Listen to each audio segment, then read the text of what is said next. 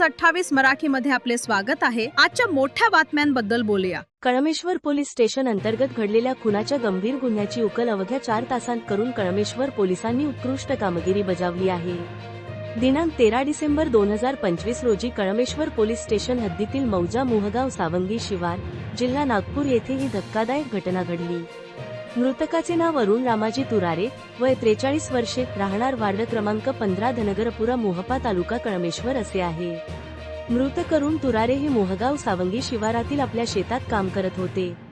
त्यांची पत्नी ज्योत्स्ना अरुण तुरारे या दुसऱ्या शेतात कामासाठी गेल्या होत्या। सायंकाळी पती घरी न परतल्याने त्यांनी शोधाशोध सुरू केली।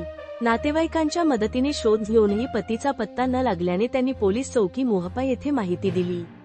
त्यानंतर कळमेश्वर पोलीस व वनविभागाच्या संयुक्त शोध मोहिमेत मोहगाव सावंगी शिवारातील नाल्यात मानवी अवयव जळालेल्या अवस्थेत आढळून आले। Reporter Mangesh Gamechi report.